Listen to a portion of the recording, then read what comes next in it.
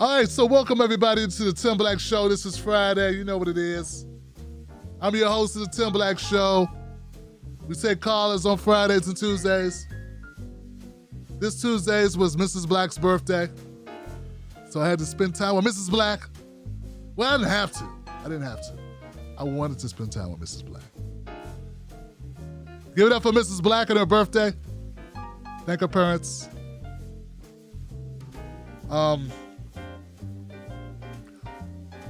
We have phone calls tonight. Wow. Load it up.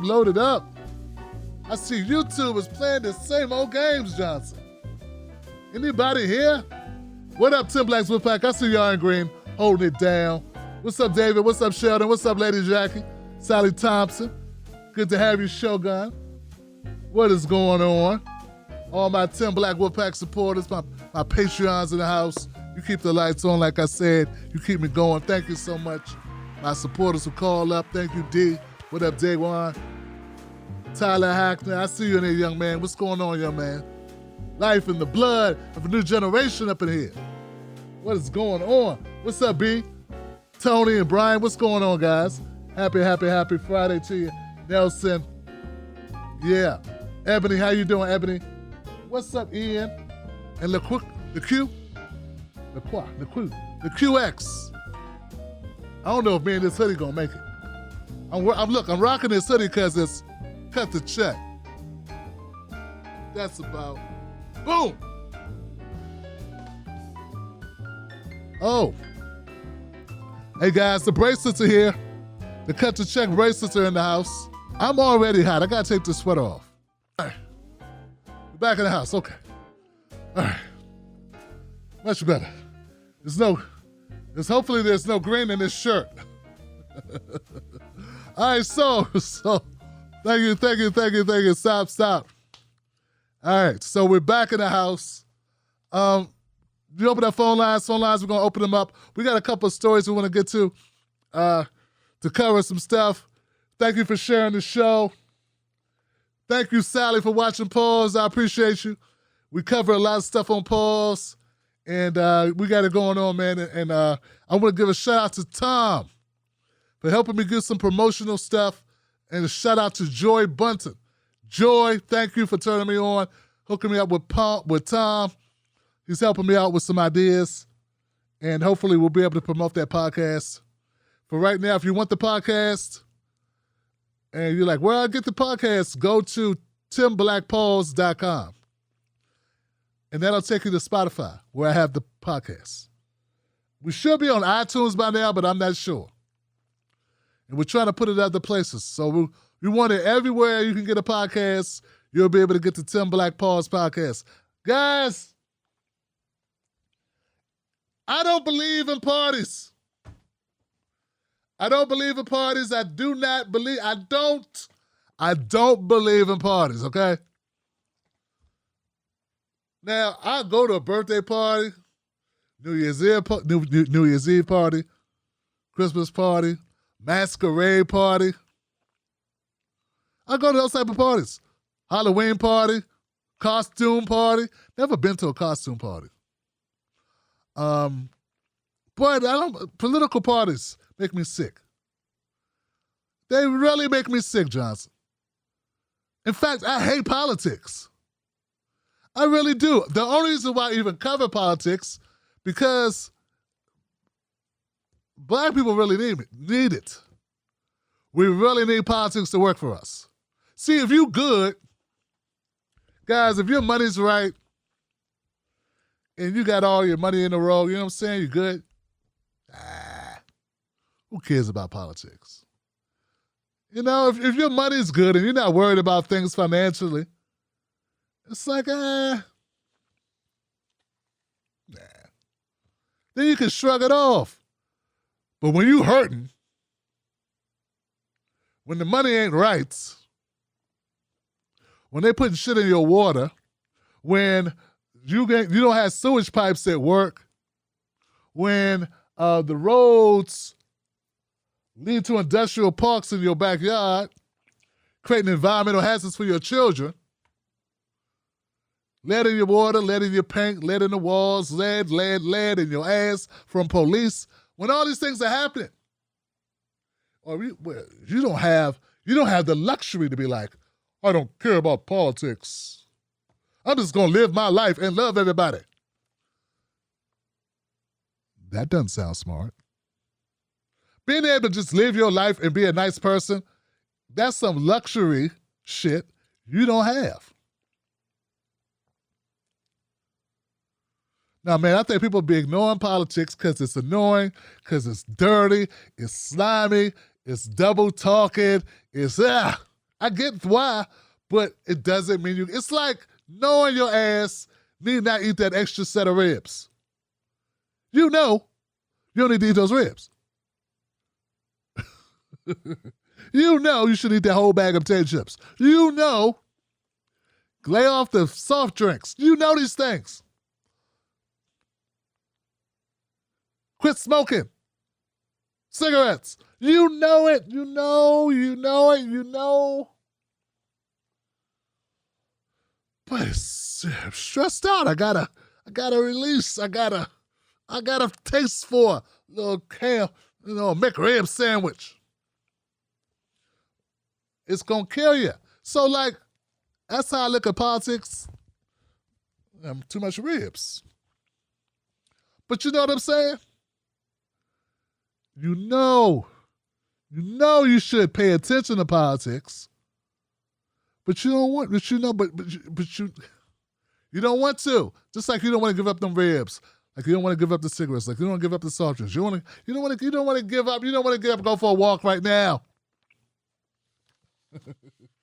All right, so the problem is we don't have a choice. We have to engage in politics because politics is too important. Because people with money, smart people with money, do engage with politics when it comes to get their tax breaks. They do engage in politics when it's important for them, when it's something for them. What I'm telling you is we need to get something out of it for working class people. If it were not for that, you would never have to worry about Tim Black covering politics again.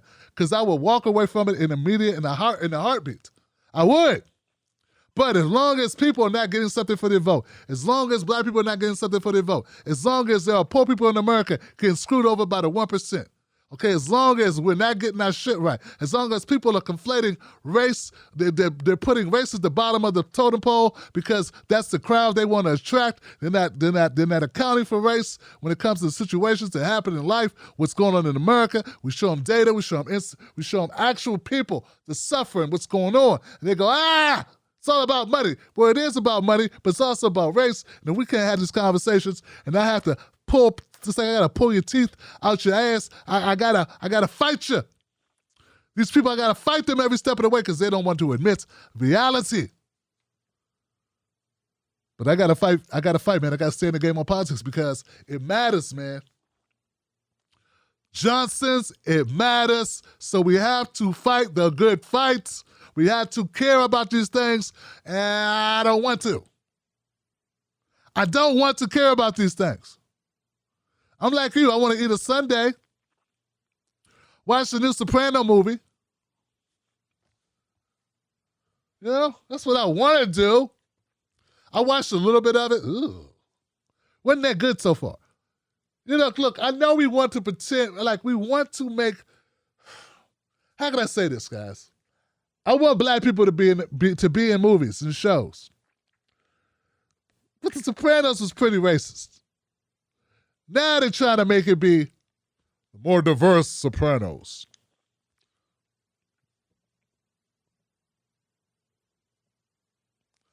And they got like a dude in there like Malcolm X in The Sopranos. I'm like, he would have got whacked real quick.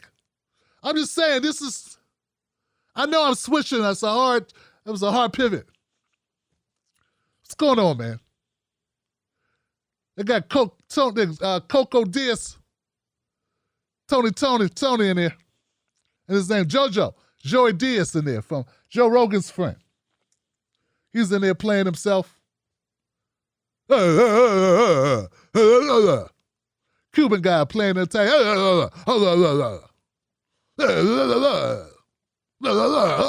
Master ball, capiche.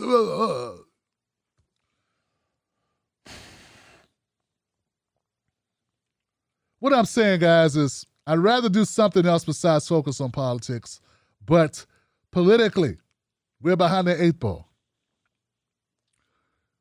If you want to hear Tim Black go fire-breathing, mad, angry, pissed off because we're getting screwed, I feel you. What the hell was that? I feel you. I'm your voice, man. I'm your voice. They used to be working class fighters for you. They're not working class fighters for you no more. They're in the 1% now. They don't care about you. It's all a grift. They're making money. They're good. They're fine. It's all for show. I'm still down here struggling with you. Let's fight for it. Let's get into it. I'm always going to be black. Let's go, black people. I never took off my blackness. Let's go get it.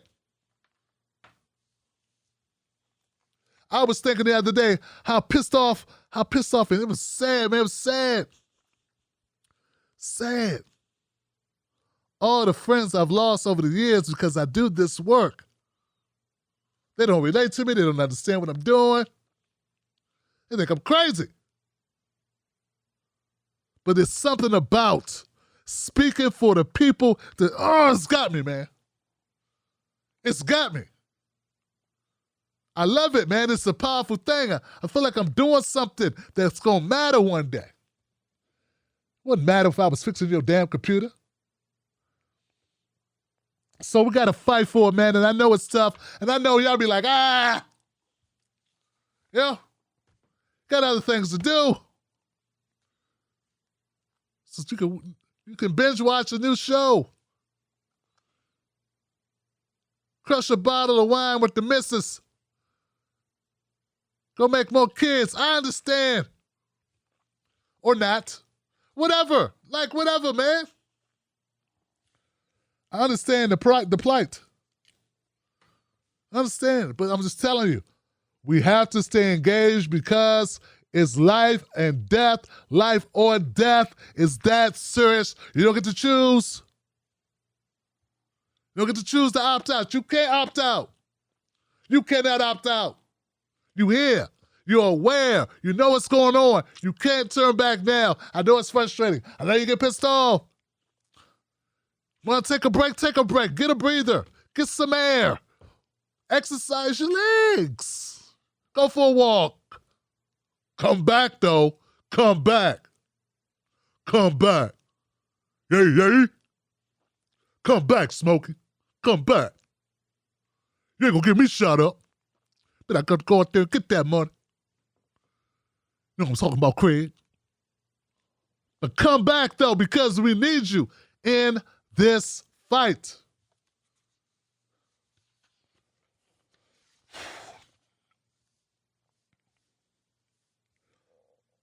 First story tonight, I want to talk to you about a D.C. officer charged with murder after a deadly pursuit. Folks, I got this story from a good friend. Her name's Barbara on Twitter. Been sort of like a confidant, hit me up with great information. We chop it up from time to time. She knows where my spirit is. She knows where my allegiance lies. She knows how I fight and ride for the people. I'm going to continue to do so. She's a great inspiration. She's been working side by side with a man by the name of Perry Reed. Goes by Socialist Speaks. They sent me this story. They said, Tim, this is a local story about a young man whose life was snatched by the D.C. Police Department. We may have got some form, some semblance of justice. Let me share that with you real quick.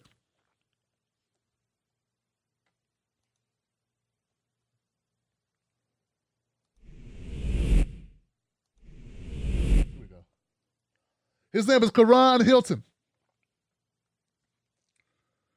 So on Friday, they indicted an officer charged with accusing him of leading an improper pursuit that resulted in the death of Koran Hilton, here pictured. They also lied to cover up the facts of the chase and the severity of the victim's injuries. Sad story, horrible story. The officer's name is Terrence Sutton. He pursued 20-year-old Koran Hilton the night of October 23rd, 2020. Police said after they spotted him riding a moped on the sidewalk and without a helmet. Hilton was struck by a van after he sped out of an alley, with Sutton's vehicle speeding up and closing in behind him. So this is something that they've done, and I remember watching documentaries about this, but particularly this was in Baltimore. Kids ride mopeds on the streets without proper gear. Illegal. But it's become like a pastime of police officers, and not just DC police, but other officers from other jurisdictions I've seen, chasing these young men, trying to make them wreck.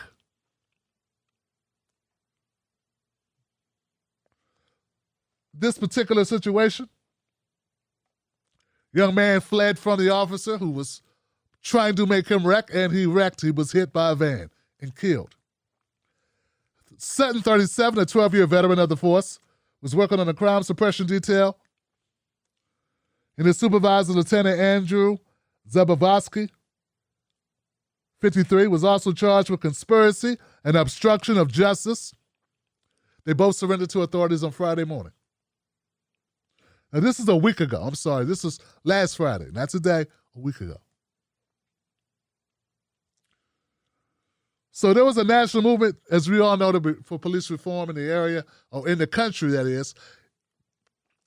Post to the Breonna Joy Taylor death, the George Floyd murder, both those murders spawned this recent uptick of awareness to police brutality, but we always knew it occurred. We're not new to this. But after Hilton's death, family and friends charged the D.C. police had targeted and harassed Hilton, who left behind a baby daughter. See, what I'm getting from this is there was an ongoing, contentious relationship with this officer and Hilton, where it was sort of like, when I see you, I'm going to get you type of thing. Now, I need to go further into this, but I'm getting the feeling that there was some bad blood or some type of vendetta. When I see you, I'm going to knock you off your bike type of something happening here. See, Hilton's family members, who could not be reached Friday, joined protests after the indictment was issued. George said he talked to Hilton's family and friends for once, the lawmaker said. They felt they were being heard.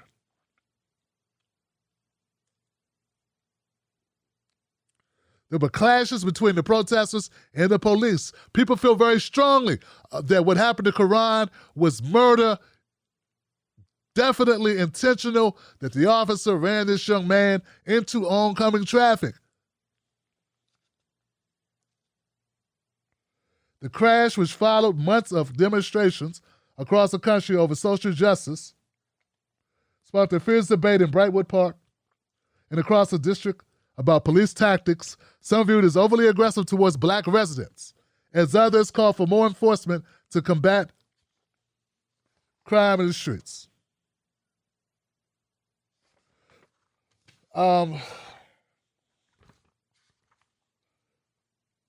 This is a very interesting article. This is a very interesting article. I want to thank. Hey, thank you, Perry, for sending me this article. Thank you, Barbara, for your entree, your introduction to Mr. Perry, and we can get more information on this. I want to give my condolences to the family of Koran Hilton. I would like to give my wishes, or send my wishes of incarceration for an extended period of time for the officers involved. Remember, guys, they didn't just kill this young man. They covered it up. They covered it up, did their best to withhold facts of the case. So basically, they did their due diligence, because that's what they do. That's typical. I'm surprised that they were able to get to the bottom of this. Let's see what happens. Remember, an indictment is not a conviction. And a conviction is not hard time. So there's still further to go.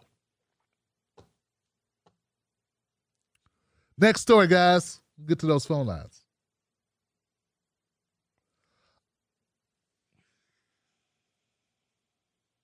I'm trying to understand why there are people that believe in the sincerity of any of these political parties. I mean, I know the people that work in politics for a political party. I understand why you gotta pretend to have faith in something. You're paid to. And I guess I understand if you're in corporate media and you're paid to pretend that you have some solid foundation of trust in any one of these parties. When you know that there's money behind the scenes and that there's people pretending to be angry, and then they go out and have dinner together and, hey, how's the kids? Oh, kids are fine. Reminds me of a cartoon I used to watch with a hen and a dog or something. Oh, there. You know? Oh, how they do? I say, good day to you, dog. Dog like, I'm gonna get you. I'm the dog. I'm here to guard the hen house or something. Where I say there, you dumb dog, you can't stop me. I'll say, I'll be darned. You're not gonna. And they would do this back and forth thing. And then when the time the show was over, like when the night was over, when the day was over and the bell rang, they were friends. And they just walk off. All right. They just be friends. They go have a beer. They say see you. They come back in the next day, they be chasing each other all over again. Some crazy cartoon I saw. But here's the thing. That's the Democrats and Republicans. That's the thing. Do you really believe that two senators are holding up a process by themselves? You really think they're tying up $2.5 trillion by themselves? Come on, man. America is gangster. Man, $200 can get you whacked in America. Shoot, you mess with the wrong person, $20 and a bad look on your face. Hell, step on somebody's shoes, you can get shot in America. You mean to tell me you think somebody named Enema, whose name rhymes with enema, is holding up trillions of dollars? And then that out their window like this?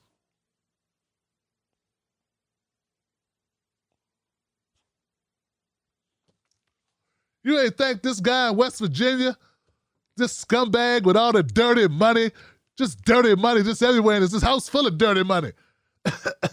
Counting this money and coughing. Oh, it's dirty money. It's dirty money.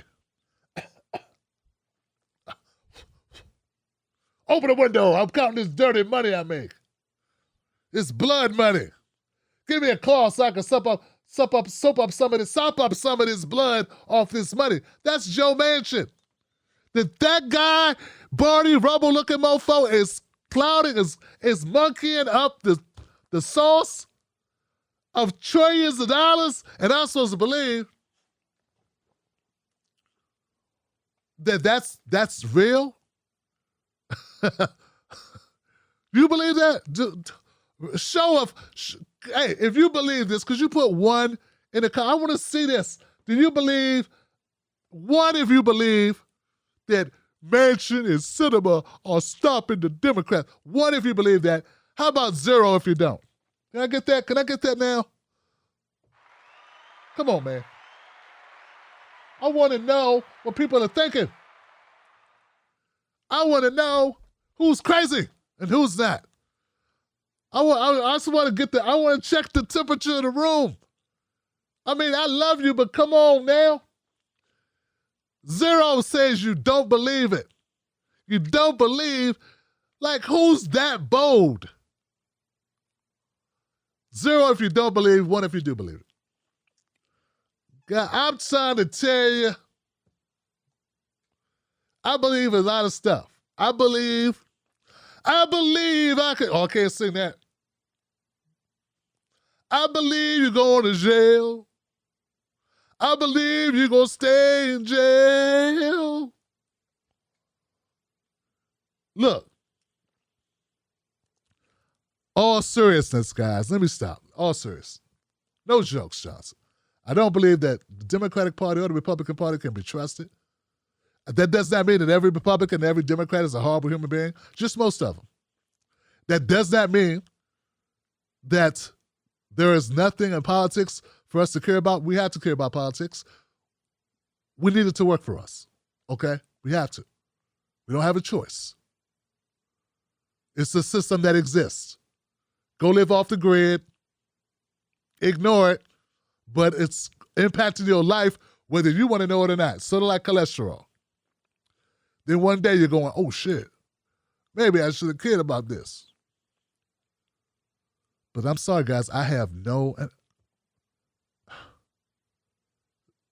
working on that. I have no faith at all in this system. And I have no faith in these lawmakers telling me that they can't do anything. And somebody was stopping me from doing my job. And that person had just as much power as me. And they were stopping me from helping my people get what they need. I would have no problem going in front of a camera and throwing them all the way under the bus. The bus would be here, the back wheels be in the air like this, because they would be all under the back wheels. The bus would not be touching the ground. All the wheels off the ground, because they would be under the bus. And I would back the bus up over them and start it. And back the bus up over them and start it. Don't get me wrong, there's some people doing some protesting now. Heard they were in front of Manchin's house. We're not gonna take it. No, we ain't gonna take it. You need to be at everybody's house. All the top brass. Don't go to AOC's house. Go to Pelosi's house. Go to Pelosi's house. Go to Mitch McConnell's house. Don't go to the new people. See, this is a game. Go to the bigwigs' houses. Go to the people that run shit. Go to their houses. If somebody doesn't do what you want them to do, don't support them. But let's make the people. Do you really believe these congressmen? Do you really believe this shit? I don't believe it. I'm still trying to understand how you go from 3.5 trillion to $1 trillion. I'm still trying to figure out in what world this makes sense. Sounded to me like somebody didn't want 3.5 trillion. That's what it sounded like to me. Sounded to me like somebody told their wife they were at their friend's house dropping them off. Know what I'm saying? Sound to me like somebody needs a loan, or your wife don't want to tell you it's an old friend needs a loan. That's what it sounds like. So money is missing. Kids need some help, but nobody want to tell you. Like something's going to sound like there's something going on. I can't believe it, guys. I will not believe it. I will not accept this. I won't accept it. Now, I said this on a tweet to someone, and they ignored it. Like, oh, that Tim Black is a conspiracy theorist. Oh, I'm a conspiracy theorist because I don't buy into stupid shit? What proof do you have that any of this is on the up and up? What proof do you have?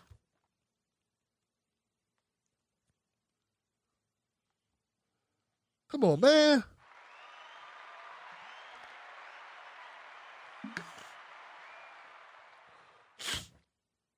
Look, many of us were born at night. None of us were born last night.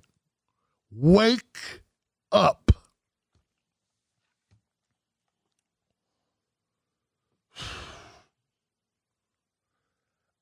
Biden urges Democrats to compromise, have patience as he tries to revive economic agenda. This is all a circus act.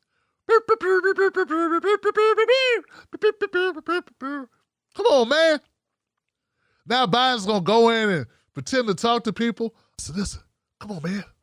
All right, Fat, listen, Fat. Hey, Fat, here we go. Here's the thing. Check this out. It's real, not a joke.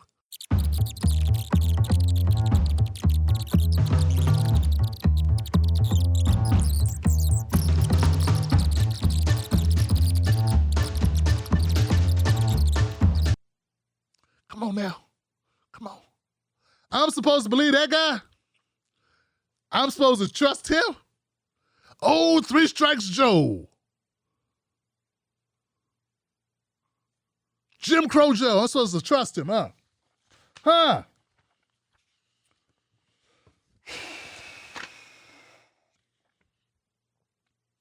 I can't do it, Johnson. Nope. I sooner trust Negan on The Walking Dead. You know what I'm saying? Oh,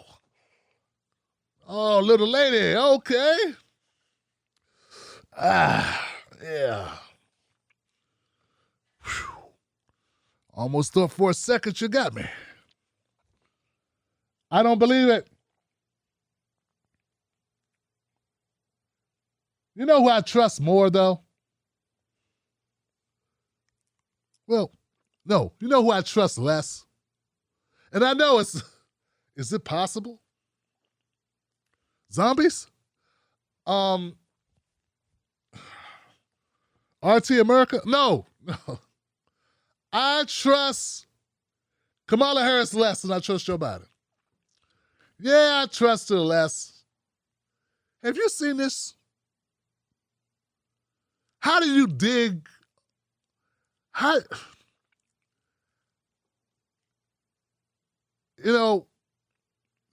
It's only, you would think there's only so far down you could dig a hole. Like, when you dig a hole in the ground, you ever see the movies people got to dig a hole? It's like, damn, how they do that? I know they had to use a crane because there ain't no way you could dig a 10-foot hole. A human being dig a 10-foot hole by themselves. But like, just shoot me, man. It's okay. I won't be here to know. You know? But Kamala Harris recently was asked a question on camera.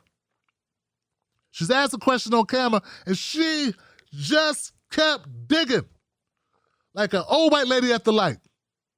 She kept digging like a plumber with the gout and his pants not up.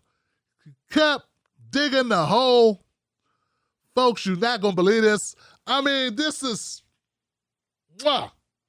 If it's somebody I trust less than Biden, it's Kamala Harris. Lord have mercy. This is crazy. Here we go. I'm sorry. Here we go. Here we go.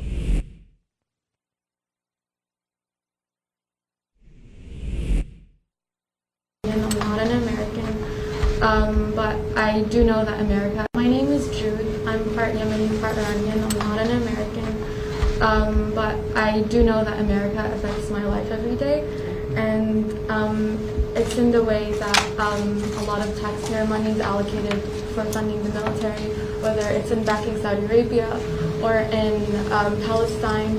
And I bring this up because you brought up how the power of the people and demonstration and organizing is very valuable in America. Yeah. But I see that over the summer, there have been like protests and demonstrations in astronomical numbers standing with Palestine.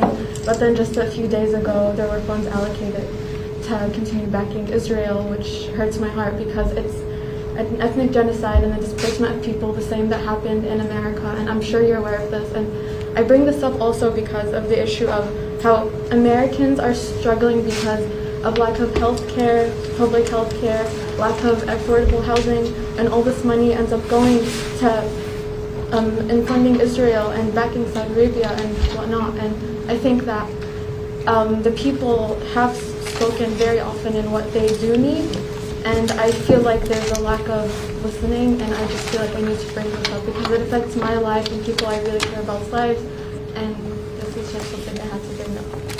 I'm glad you did. I'm glad you did. And again, this is about the fact that your voice, your perspective, your experience, your truth should not be suppressed. And it must be heard, right?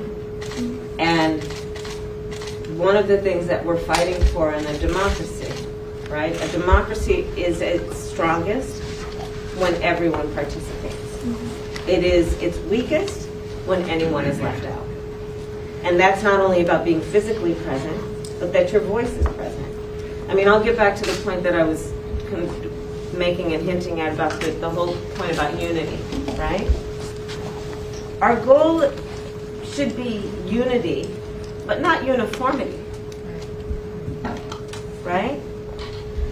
When we talk about coalition building, when I think of coalition building and bringing everybody together in a unified spirit, it's about, yes, everyone. I'm not an American, but I do know that America. My name is Jude. I'm part Yemeni, part Iranian. I'm not an American, but I do know that America affects my life every day, and it's in the way that a lot of taxpayer money is allocated for funding the military. Okay, Lord have mercy. Okay. All right.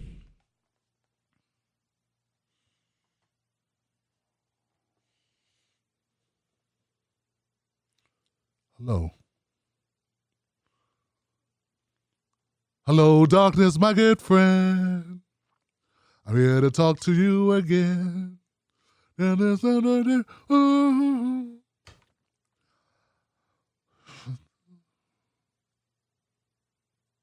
sounds of silence.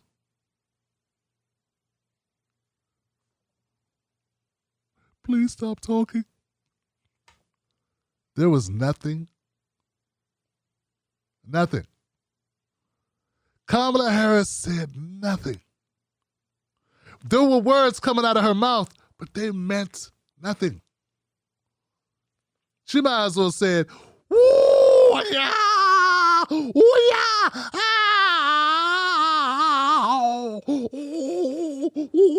yeah!" There would have been more useful information if she'd have just took her lapel mic off, put it to her butt cheeks and said,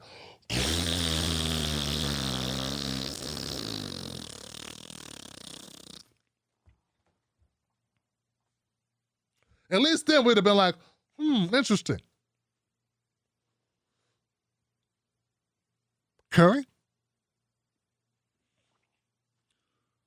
Oxtails. Jambalaya. So, like, there was nothing said.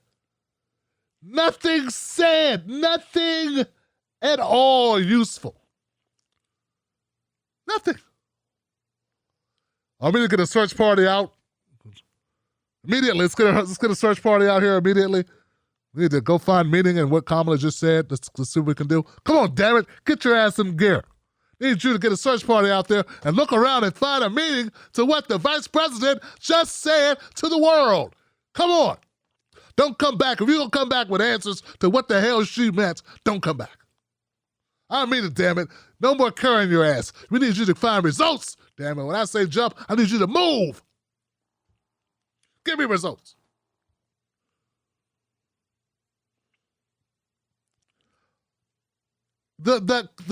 Now, in her defense, two things. In Kamala's defense, two things. And no, I'm not voting. No, I'm not saying she's a great politician. I'm not defending her, but in her defense, you must point this out. I agree with one of my commenters who said the only reason why Kamala Harris is talking is because they can't have Joe Biden talking. I'm not saying Joe Biden would have done a better job. I'm not saying that. I'm not saying that at all. In fact, I'm pretty sure he'd have done a worse job. Because at least Kamala runs around. Yeah, like when you ask Kamala a question, an important question, a good question, she just runs out the clock. She runs around. All Biden does is grab you. Like you want to see a good fight. And the guy runs, at least there's some calories being burnt when he's running around the ring. Biden just clinches. And then goes, "Hey, look at the squirrel, squirrels are great." And you're like, what's got to do with the fight? And then he just grabs you again. So, those two things. Kamala horrible, yes, but in her defense, she's got a horrible president that she works for. And she's under the spotlight because she works for him. And if it weren't for that, We wouldn't even know what Kamala, we would forget she was vice president. Because I forgot Pence was vice president. I never thought about Pence. I was like,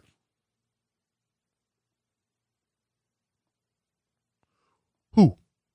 So those things are true.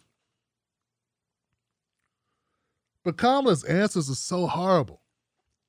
The other thing in her defense is that the lady didn't really ask a question. I mean, she made good points, but she didn't ask anything like, hey, why are we doing this? She just talked.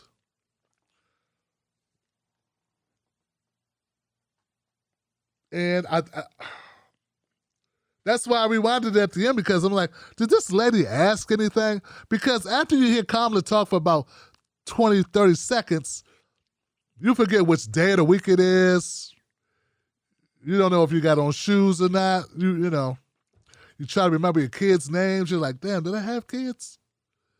I remember celebrating somebody's birthday. I remember something. Oh, that's what it was. Kamala was talking about something. I forgot what I drifted off. I literally drifted off while she was talking. What I'm trying to tell you guys is this is your leader. One of your leaders. This is your two-man. Joe Biden and Kamala Harris are you. And what's hilarious, guys, and this is not funny because the person talking, the person who posed this situation, she didn't ask a question. But she's bringing up points about Saudi Arabia and Palestinians and money that's given by America that could be better spent, helping us. Instead, it's fueling things overseas that are not just or injustice and atrocity and hurt people. And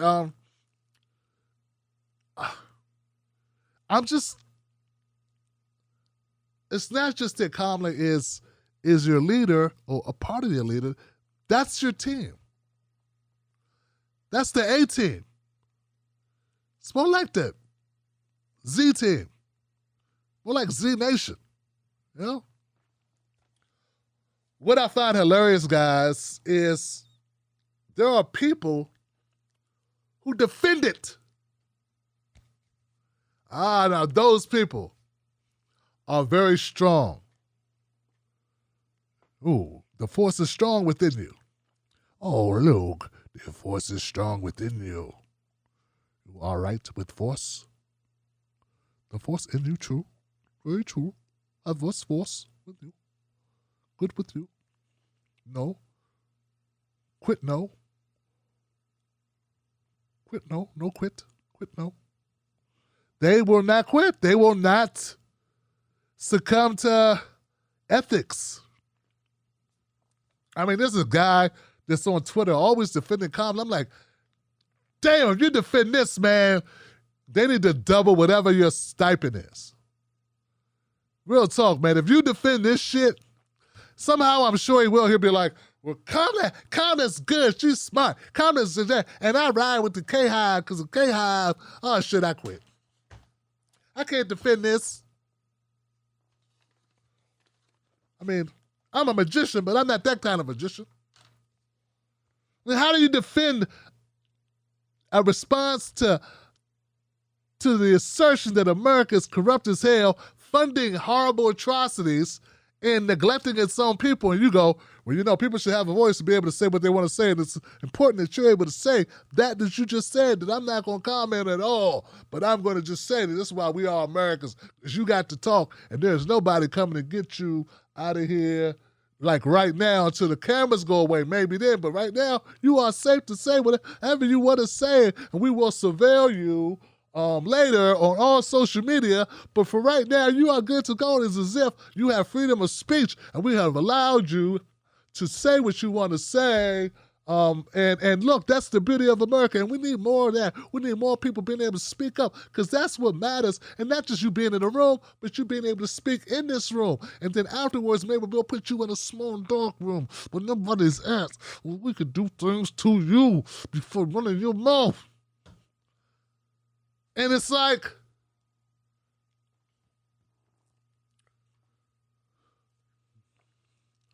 I just want to know how you become a supporter of that. And it's like people want to support so bad, they'll forget, they'll overlook the incompetence, the disingenuousness, the obvious smoke screening, and like and go into defense mode. Well, look, man, she gave a good answer. I mean, she let the woman talk, and hey, yeah. What? Well, she didn't actually say anything, but what? Was she supposed to say something of value? What? To the question that she was asked. She wouldn't ask a question, but she's talking about important things, and this is the vice president. Yeah, and the vice president should be able to respond to things that are being done in the United States or with the consent of the United States and its budget and our money. And it's wrong if you don't have answers. Well, there you go.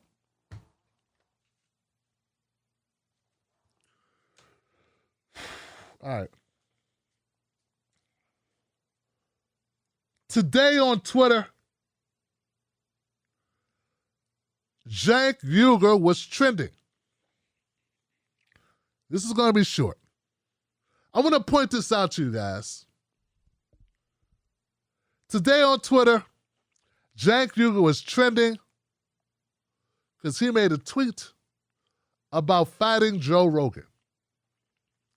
To those people who don't know who Cenk Uygur is, nor watch Joe Rogan, good for you.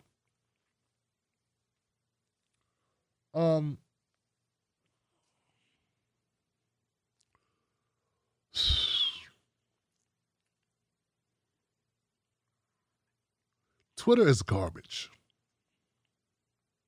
There it is.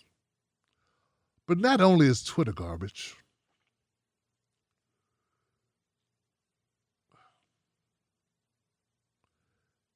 there have been dumb things that have trended.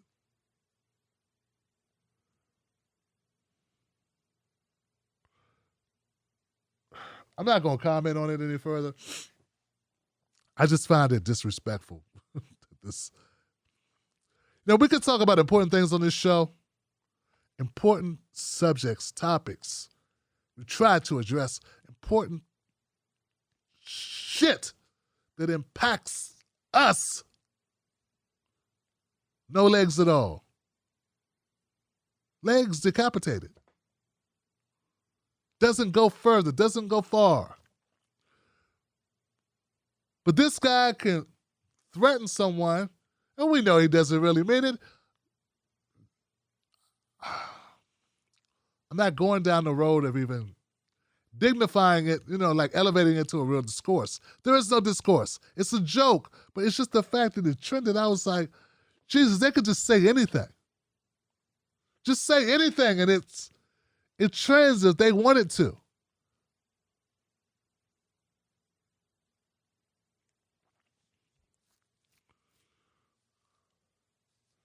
There's a couple other things that happened this week on Twitter, guys, that I became privy to. There's people that were critical of me. And now it looks like things aren't going too well for them. And there's a wolf in the hen house, or a horse left the barn, or somebody burnt the pizza. I don't know what's going on with these people, but I want you to know this. And I mean this sincerely. I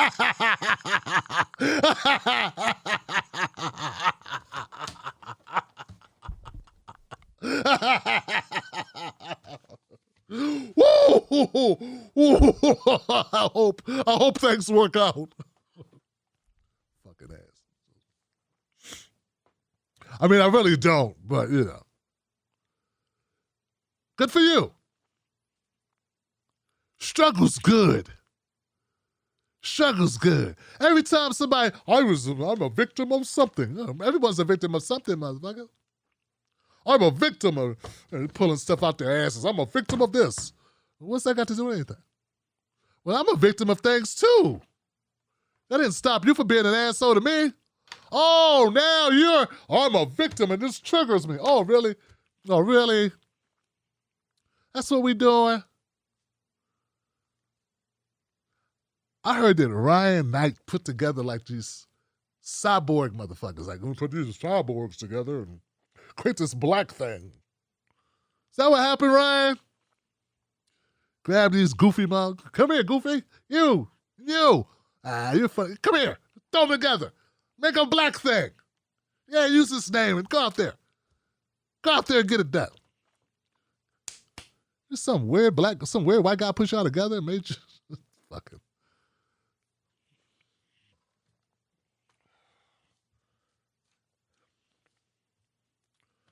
All right. Movement for a white people's party needs to die. Just burn the paperwork. That's all. Burn the paperwork open at Wendy's. Yeah, burn the paperwork open to Wendy's or become a masseuse or something. Better yet, a plumber, because you are full of it.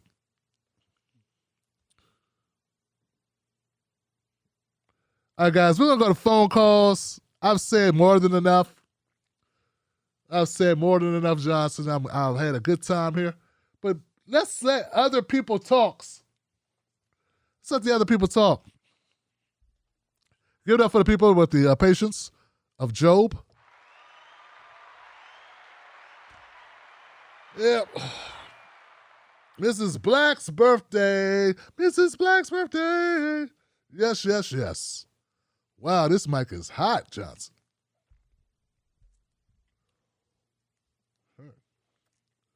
I want to go to my first call, man. I gotta get my people on. My people got to talk here. 562, you are live. 562. What's your name? What's your comment? What's up, Tim Black? How you doing? This is your boy Marvin. Marvin. How's everything? What's up, family? What's going on? Hey, man. First off, happy birthday, belated, Mrs. Black.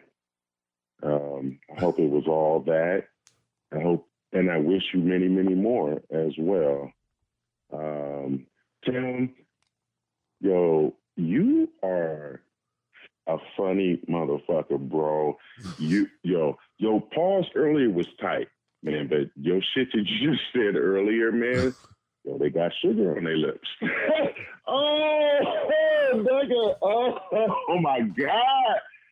Man, I died laughing, man. I know the neighbors was just like, yo, what's this motherfucker next door doing? Yo, they got sugar on their lips, so it's all right. Yo, and you know what came to my mind right after that?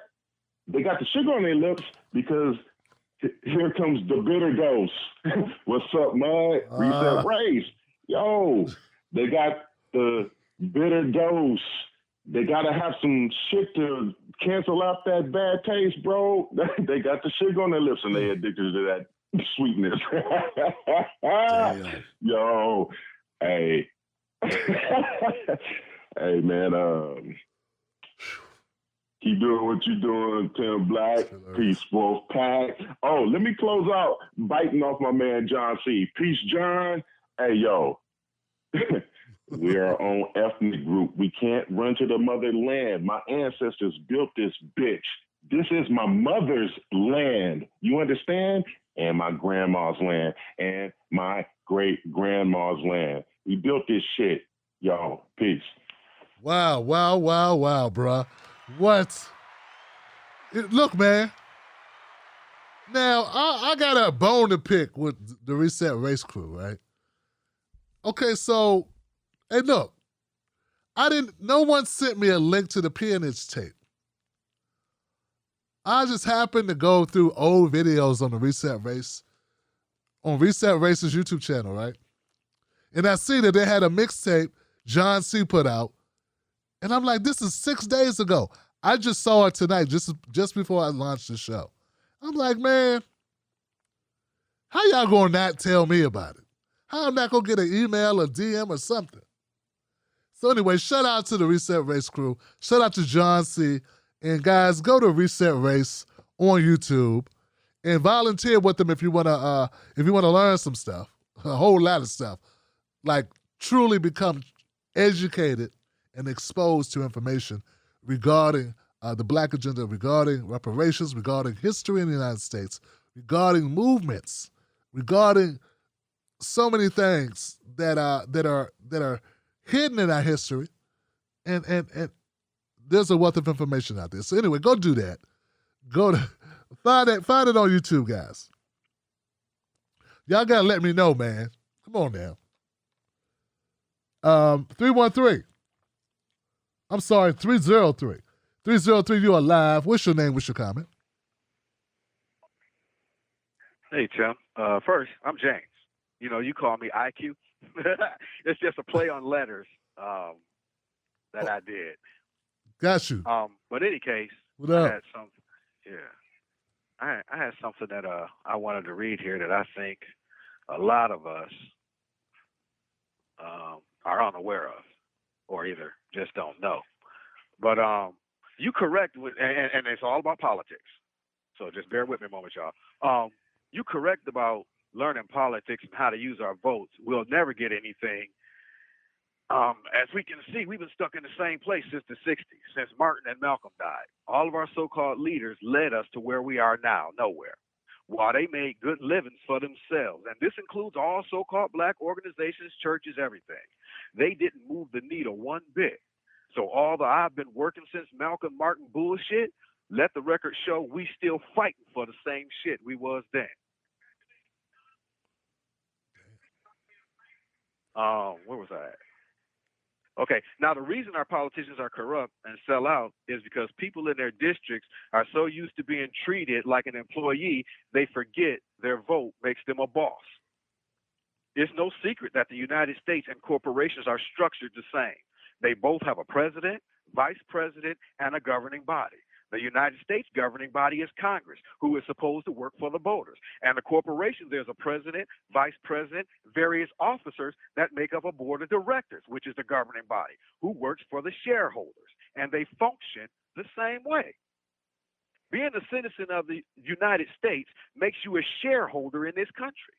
And your members of Congress that you send to office by casting your vote are actually your proxies there to vote on your behalf. The fight, this is why there's always a drastic fight over citizenship and why there's always a massive effort to suppress the vote. Now, not to include why in the original framing of the Constitution, written by businessmen at the time, blacks were not considered a full citizen. This is the reason, and also the reason for Citizens United, why businesses deem to make themselves a person so they could have your vote. They could take your place. And because voters blindly let them keep their jobs every turn, we never protest them, we never garner petitions against them, we never check their voting records, we never show up at their house and express our displeasure with the job they're doing. This is on every voter who blindly sends any politician for any office knowing they're not doing a good job, then complain about how corrupt government is and want to run away and start all over because of the mess we created. Which is hilarious because in order to do so, this is for all them third party and green parties, you still have to use the system of laws which they govern. And those can't be changed outside the duopoly. Yep. So access is denied. And all voters did it again by blindly voting these same people back in lifetime positions to screw us all and not stand engaged with the people we send to work for us where we know wolves wait to devour them. Everybody know this stuff. You know what I mean? And when in fact, voters need to start treating politicians the way their boss treat them at the job. When you vote for them and send them to office, they become your employee. So why are you not treating them like they work for you? In this scenario, you the shareholder. So why are you not acting like a boss and micromanaging they ass the way they micromanage you on a job? Yes. The real question is, why do you continue to allow them to have jobs, and every district that lets them keep it is responsible first individually, then collectively? Where is the personal responsibility for our dysfunctional government and the gumption to push or remove the lawmakers we all blindly put there again and again and again, causing all the problems? especially now when we finally have this slim margin and these negotiations on the table. This is to all those so-called left channels. It's amazing how all the left channels that rolls off of the back of the movement that Bernie started, except for you, in this time, with this slim majority, we're not fighting tooth and nail to get Nina into the House so he can have a voice and a vote there, showing a true forward movement is only to themselves. And in this time are not fighting tooth and nail to get their own probably lifetime incumbents that they've probably voted for every cycle to work with this slim majority of progressives to get even more before one of the houses changes in 22. We had 2 years, and they spending their time talking a lot of bullshit instead of being on the business of policy and the law. And that's all I'm saying. Instead, they keep their focus on breaking fraud score failures just to gain clicks, likes, and subscribers. And it's obvious this is the goal because it's been over a half a year since we had this majority, and everyone's crying about how leverage is gone, forced to vote, failed, and when a slim majority exists until the midterms. Their videos and content is not geared toward pushing their reps to help get this shit done. And the fact that there's no videos on any leftist channel to this effect is proof in the fucking pudding. So where are they leading this left movement to? Because it definitely ain't towards policy into law, as their past and current actions show they ain't about that life. The guy who so-called woke up the left finally has help in Congress and people crapping on him instead of helping pushing their local reps to work with him, then had a nerve to blame them for not getting what they ran on past, then cry about dysfunctional government. Again, where's our personal responsibility? Oh, yeah. Then one last thing, and a lot of them bring on Chris Hedges, to say electoral politics is dead, which is funny because he filed to run as a Green but was rejected by the Fed. So I guess it is dead for him. See, it's crazy, man. I just don't understand this. So why people are not doing what he say about revolution and pushing their local reps who vote on the same bills as a squad for more right now. That's all I'm saying. Wow, James. Give it up for James, man. I got a lot more, but I know time is short, but let me ride. Man, my brother. Strong call, James. Strong call. Hell of a call, brother. If you're in the comment section, man, let it be known that was you. Because I want to make sure I know that you what your handle is on YouTube, man. Because you said I call you something Q, IQ or something like that.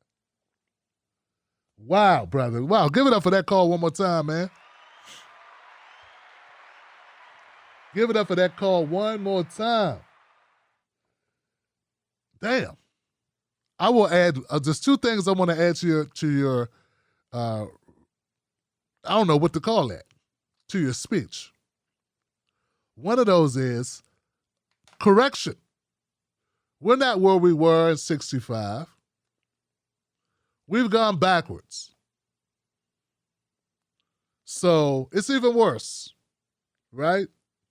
I get your point that we went to a certain degree and now there's no more progression. I think there's been a regression. That's one thing. The second thing is,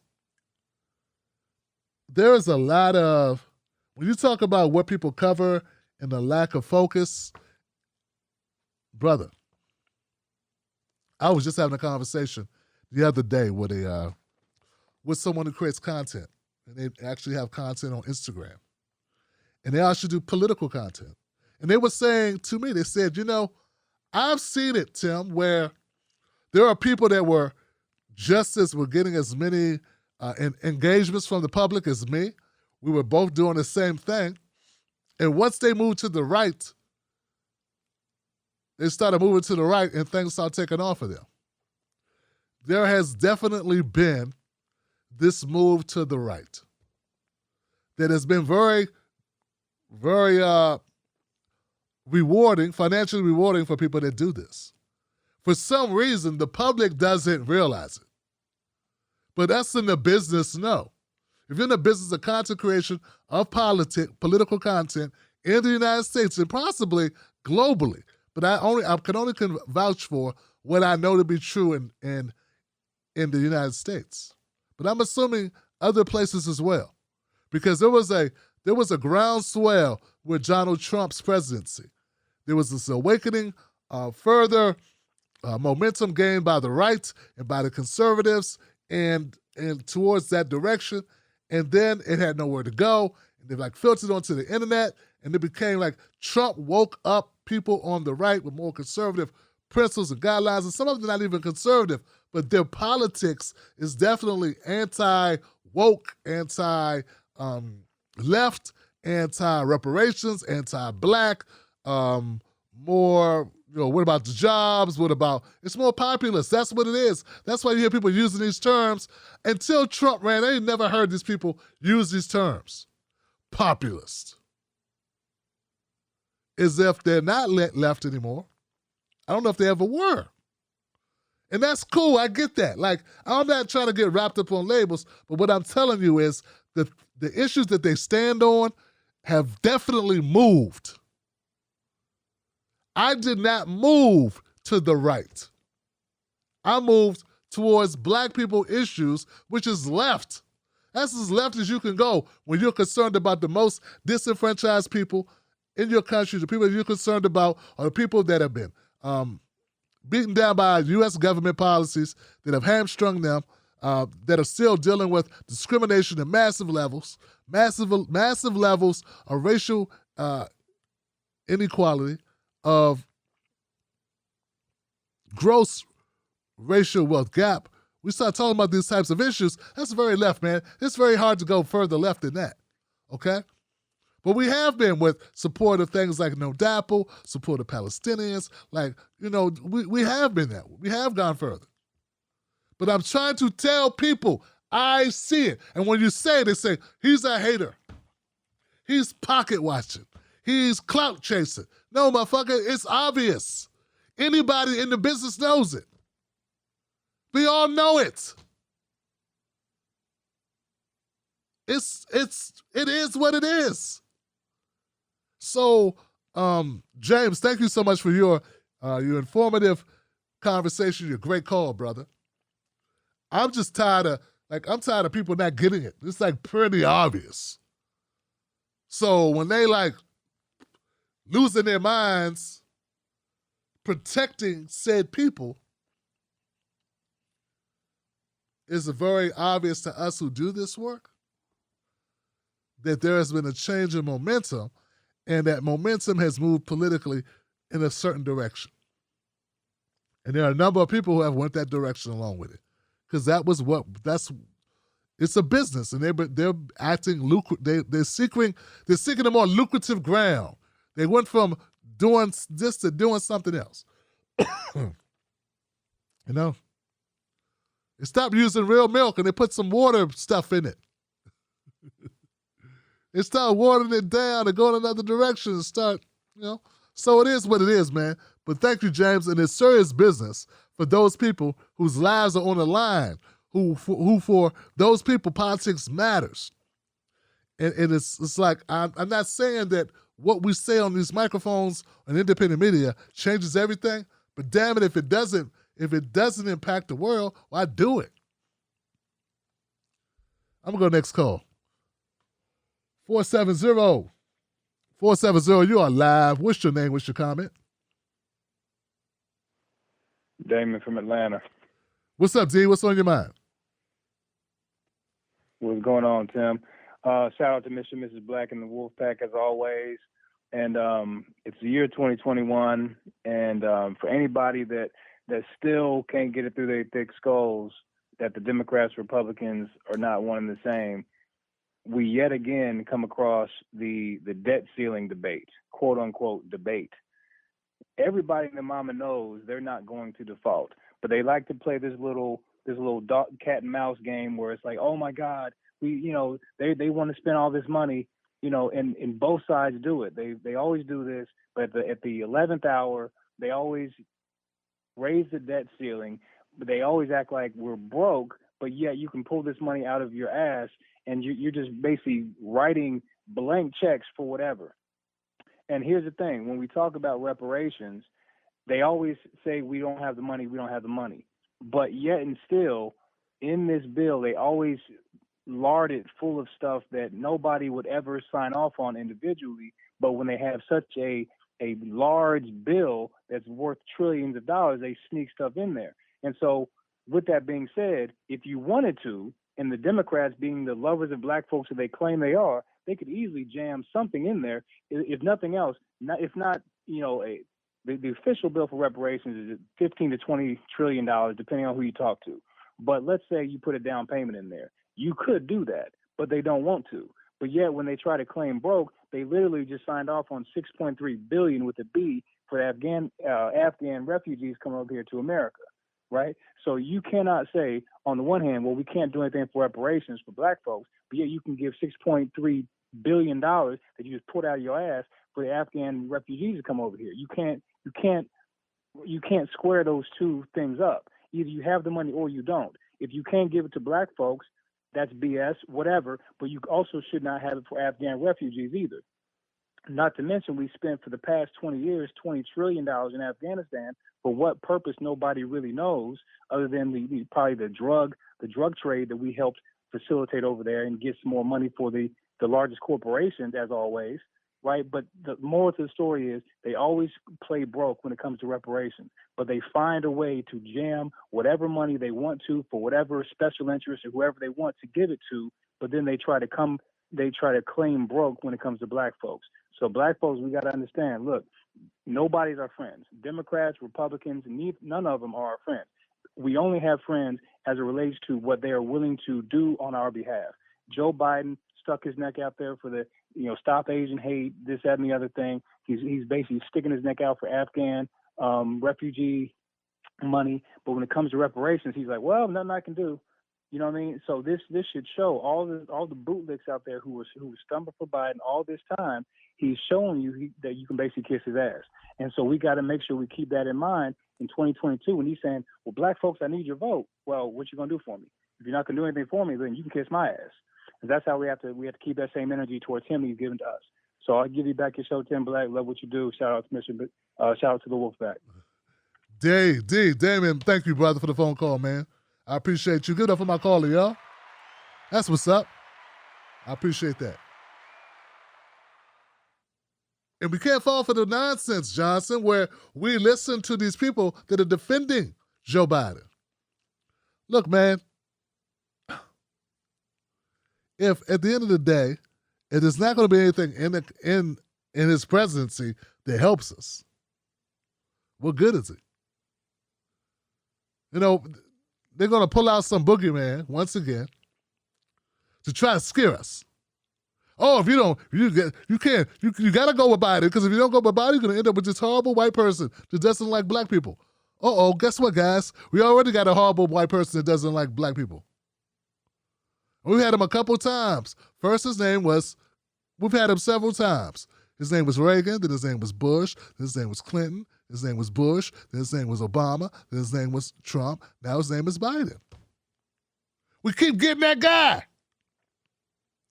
And I know technically Barack was black, but he was mixed, so he still don't like black people, so there you go. I mean, if he did, he'd do something for you. Like Damon said, I think it was Damon, he said, if you're my friend, you show that by doing things. We don't have a friendship. I'm Mrs. Black's husband, not just because of a piece of paper. I'm a husband because I massage your feet. I wash the dishes.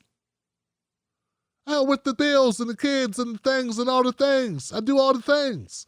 I do the things that husbands do. That's what makes me a husband. If you don't do the things that husbands do, you're not a husband. Now, if you're a friend, you do things that friends do. Right? There are things that friends do, right? Friends go out and have a beer with you. When you're moving, when you got to move, they don't go, time to cut the phone off. Hey, I thought you were going to help me move. Oh, man, I left my phone in Bermuda. I'm talking to you on your phone right now. Before. I'm in Bermuda now, I'm in Bermuda. I would love to help you, but I'm in Bermuda. Man, you at the house. I just saw your car. I flew. I didn't take my car. Like, that's not friendship activity. Friends do things to show friendship. The Democratic Party is not doing the things that prove that they are friends. Now, Republican Party, same thing. But at some point, it's better to accept people are not your friend. Damn it, it's time to wake up. And so what they're going to do, guys, is they're going to card out some asshole. Information Man Show, what's up, brother? I'm with you, Information Man Show. I wish you all the best, Information Man, my brother. We have to not be afraid of them to card out, because that's what they're going to do. And then the clown car of protectionist Negroes are going to come falling out the sky. You can't say that about Joe Biden. Hey, don't you say that about Joe Biden. Joe Biden's a good man. Joe Biden's a good man. You need to listen to Joe Biden. Listen to Joe Biden. Then the Negro whisperer is going to come out. I said Joe is a good man. I know Joe. I'm James Clyburn. I know Joe, and Joe knows me. And I know you better shut your ass up talking about Joe. They're going to all come out, and we have to be fortified not to fall for the okie doke. That's why the numbers, that's why, man, looking at this, like, why? Where is everybody? They're making sure they suppress this show. But you know what gets a lot of traction? Dumb shit. That's what gets traction. That's who YouTube promotes. That's who Facebook promotes. It's not an accident that my numbers stink. I don't stink. I use deodorant often, and I take a shower daily. What stinks is the politics of this internet, the politics of social media, and the fools that follow the nonsense. So we cannot afford them to fall for it. What we have to do and what I have to do is become more patient. Just because I know something doesn't mean everyone else knows it. Right, Mrs. Black? You know, but when I go in, we're going in. I'm going to go to the next call. 352. 352, you are live. What's your name? What's your comment? Hello, Tim. Hey, the first three guys got on base. I feel like the guy in the fourth batter spot. Fucking, I got to make sure that somebody comes home. The three Marvin led off great, then was James, and then David, I think, from Atlanta or Georgia. The first three batters, I got all the pressure. Anyway, listen, I'm joking, you know that. Yeah. First things first, happy birthday, Miss Black. And I'm not saying happy birthday like have a happy birthday. I mean happy birthday, Miss Black. Because you live with this man every day.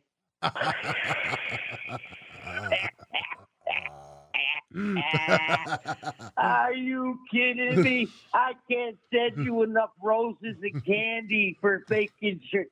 I love him to death. I couldn't live with him for 48 hours. Right. How many years you been married, Tim, to this? How many years you been married now? Damn, 28. Are you serious? I'm serious, brother. She gets a statue on the front lawn. She gets a monument. Are you kidding me? Are you kidding me? Man. I love you to death, bro, but I'd have to visit you like once in a while. I couldn't live with you every day. Nobody could live with me. You know what? That's why I give her, and I know you got a good woman, because behind every great man, they tell you there's a greater woman. And so I know you got that. 28 years says everything right there, plus the kids. All right, so I wanted to get that out of the way. Number two, so I'll go into, I'm not a big stat guy, but I looked up something today. And I said, I was just curious because I don't think this country's going to cut $1 trillion check for reparations and money. And I don't know if that's really valuable because the money, they can always raise prices on things and suck the money. I was thinking, why don't they live up to their agreement about the land? So I looked up how many acres of land are there in the United States? And it doesn't give you that. You've got to start with square miles. Well, for every square mile, you have, for every square mile, now I got to find my glasses. This hell getting old. I'm sorry, buddy. I can't even read what I wrote. Federal government owns 640 million acres as of February 21st, 26. federal government owns 640 million acres. There's 2.27 billion acres total. The federal government owns almost a quarter of the friggin' property in this country, which is national parks. Who knows how many federal things where they just claim the land. You telling me if so there's then I looked up February 1999, 40 million black Americans rounded out, all right, out of 330 million people total, which is about 13% of the population. So then I said, how much is the average price of an acre of land? The average price of an acre of land is $3,160. Now, if you're out in the country, it's that price. Once you get closer to the city, the price jumps up sky high, right? 2-3 times more. But here's the thing. Total, I said, if you multiply the low price, just give everybody a friggin' acre, 40 million people, 40 million acres, because the land is what makes power. Money never. The people that made power in this country were landowners. All right? When you own the land, you own the power. Give the people the land. And there's plenty of it out there. And it would cost a total of $3,160 per acre times 40 million is $126 billion. Our annual defense budget is $720 billion. You telling me tomorrow they couldn't just say everybody gets an acre of land? So now a family of 5, that's 5 acres. Maybe a brother and sister team up, that's 2 acres. You give people the land. Give them something that's real. And it's not as much money as everybody thinks. And now you can't freaking use the money because the defense budget is $720 billion a year. You could give every black person, everyone, regardless if they moved here yesterday or were born here yesterday, every one of 40 million black people in this country got 1 acre of land. It would only cost $126 billion. But now black people own wealth. Now you own real wealth. You have land, and they can't say the price is enormous. We can't make up the interest rate for 400 years. No. Well, then just give us everybody an acre of land. So I looked that up, and you had a great show tonight. And listen, I don't know who's left at the end, but I got to do the Patreon thing, and I'm having problems with it. So I don't know. I'll write K-Love tomorrow, and she can help me out with it. But that's what I came up with as far as this stat guy today. All right, brother. All right, brother. I appreciate it, Gary. Give it up for Gary, y'all. All right, thank you. Whoa, brother. Whoa. So, anybody having problems with Patreon, just know they don't give us any information on this show or any Patreon. Anybody who has a Patreon, it's run by Patreon. What we can do for you is try to help you look at support. They got like support articles, but like they don't give us any access to anything really, other than we can see that you're a Patreon. But all the stuff like fixing stuff, that's all on Patreon. But Gary, she'll look into it for you. She did tell me about it. And see if they have something on their billboard to tell you. That's all she's going to do, is go through their help files, the same thing you could do. But maybe you're on your phone. She'll look at it on her desktop or on her laptop. As it pertains to what Gary was talking about by giving land, Gary, America gave white folks 160 acres. That was the Homestead Act.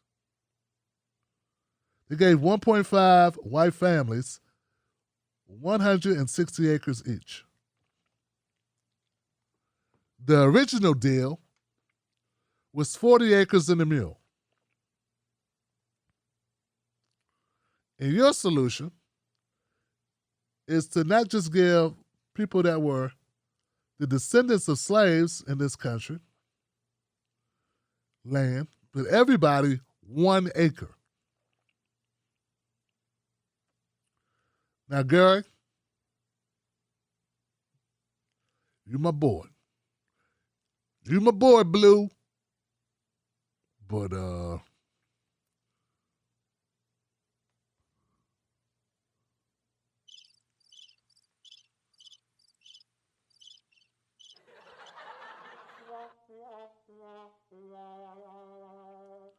I want to say this, though. Thank you for caring. Not for Karen, not Karen herself, not a Karen. Thank you for caring, okay? And thank you for coming up with something. At least you acknowledge something. You got to do something. You know? Something's got to be done. People got to be compensated. This shit ain't right. To have allies who have their minds, not just their hearts, but their minds in the right place, trying to come up with solutions, that is promising. That is a good thing. That is a positive. So I appreciate that. You know? Because at least you're not a person going, what? What do you want? What are you talking about you need stuff for? I need stuff. I was held back. My dad used to drink liquor. And my mom, she left him. So I grew up rough too. Somehow their personal, individual, bad things in their family equates to generation upon generations upon generations upon generations upon generations upon generations of black people being screwed by the federal government. Somehow to them, that's fairness. Because they daddy drank too much. This is literally the type of shit I have to deal with. This is the type of stuff people send me. The type of things people take time and write. Actually, they think it. Then they type it. Then they, theoretically, they read over it. Then they hit send. Seriously. So, comparing Gary to the average asshole who writes me racially inflammatory, totally just off base, lame, lousy. I appreciate Gary. Who do I want to go with here? Gary for 200. I'll go with Gary for 200, okay? Here we go. All right, Gary. And I'll tell Mrs. Black about some kind words, brother. And everybody else as well, man. Thanks for wishing the wife a happy birthday. She puts up with a lot. Look what I do, you know? I wasn't doing this when she met me. She's like, you're going to do what? Okay. You're going to do what now? And I was wrong, too. Where's the 29? Where's the 29 mark? I'm sorry, Johnson. Well, actually, not yet. I was right. We got an anniversary coming up in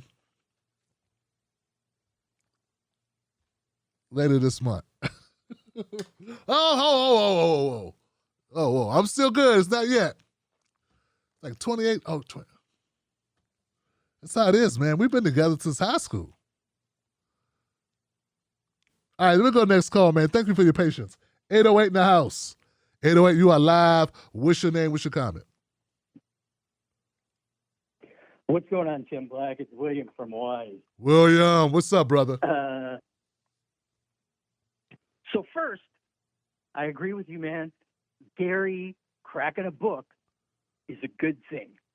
It's a good start. You got to start somewhere. Dick and Jane, you got to go one step at a time. But now he needs to read From Here to Equality, which I just finished reading yesterday. He needs to read Stephanie Kelton's book, and he'll be like well on his way. No question about it. He can only be able to throw out minor disinformation instead of greater disinformation. So he's heading in the right direction. So you started out today talking about the looks, the crazy looks you get for the way you act. Tim, I look like a man that came directly out of an Archie and Jughead comic strip.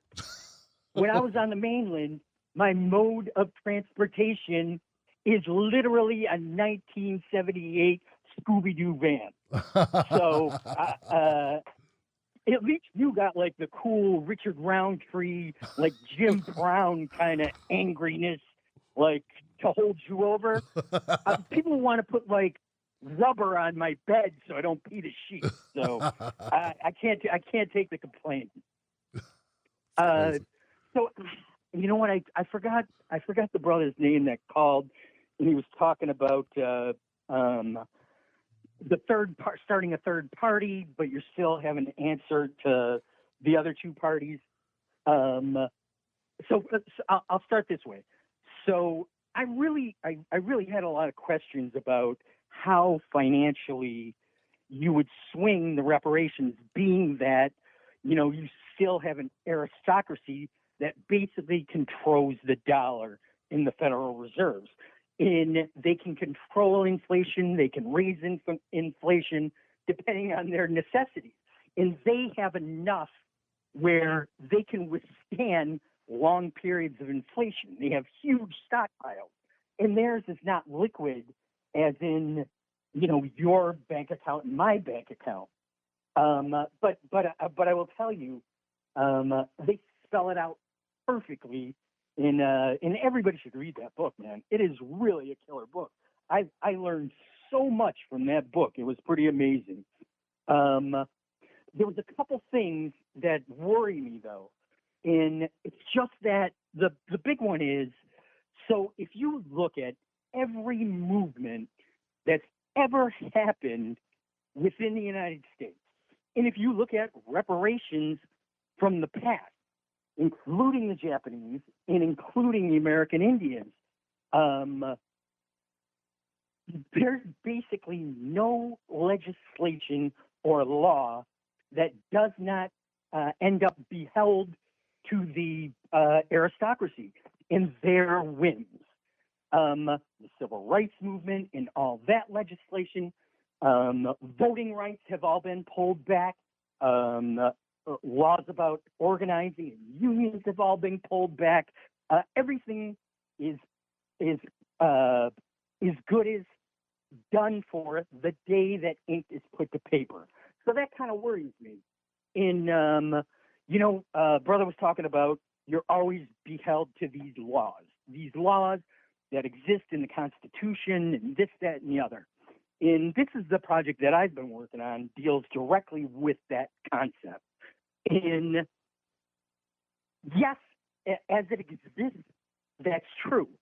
But, you know, we have this machine that constantly talks about the glorious Constitution that we have here in this country. We have the oldest set of laws on the planet. Of every nation on the planet, we have the oldest set of laws, 234 years old, I believe, at this time.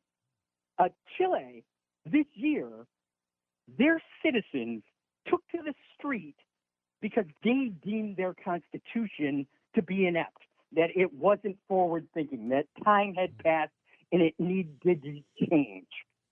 Their constitution was written in 1984.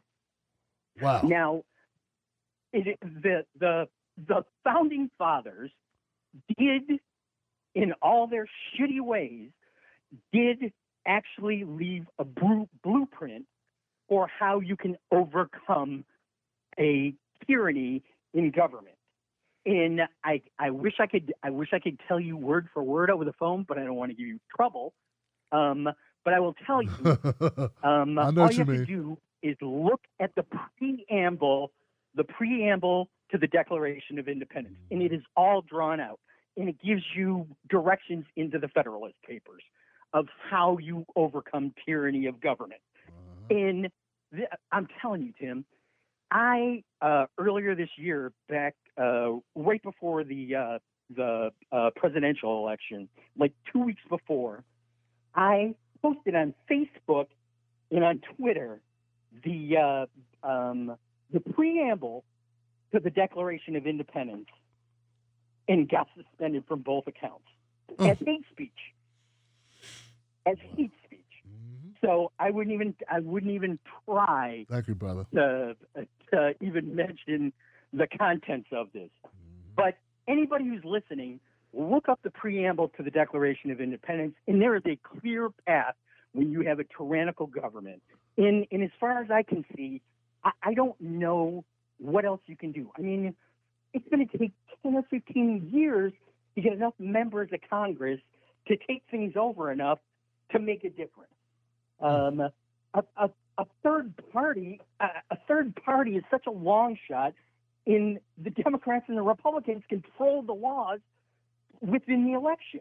You saw during the Green Party, the Democratic Party did nothing but block in every state that they had a Democratic governor. They blocked every attempt for the Green Party to even get on the ballot. That's true. So I'm not sure. I'm not sure. I think it takes more radical thinking than trying to beat along in this current system. Now I'm gonna tell you, this is a word of advice. I know, brother, you think you're a child of the 80s. I know you have this thought, but you got to take it easy, man. It is Mrs. Black's birthday, and you need to save just a little bit of energy for later, man. You're getting older. You're getting older, and you can't do what you did when you were actually young. That's all I got for you, bro. Wow, man. You have a good one, man. All right, William. Give it up for William, man. Man, what are you talking about, Will? I got to save my energy. What are you talking about, man? I still got it. You know?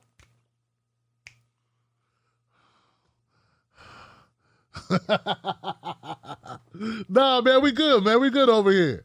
What you doing, man? Whatever, man. Yeah, thank you, William, for not going too far there. We don't need those types of problems. I was like YouTube is crazy. I'm trying to tell y'all. I'm like, man, I was joking one night, and they hit me with a warning. I'm like, what? It was a joke. They're like, you ain't gonna be joking like that no more, are you? Next time you're suspended for a week. Did I stutter? Mr. Black? It's like, okay, this how they rolling, huh? Damn, I gotta get that website done. All right, let's go into 312. 312, you are live. What's your name? What's your comment? Hey, Famous Joy. How you doing? I'm good. What's going on now? I'm good. That's so sweet. You and Mrs. Black have been together since high school, and happy birthday to Mrs. Black. That's just so sweet. You rubbing her feet and everything. That's awesome. You doing all that sweet husband stuff.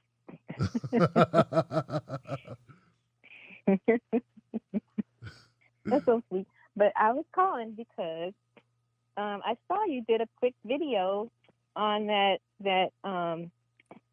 survey that I talked about, you know, at Joyful Noise, about what young Black people care about.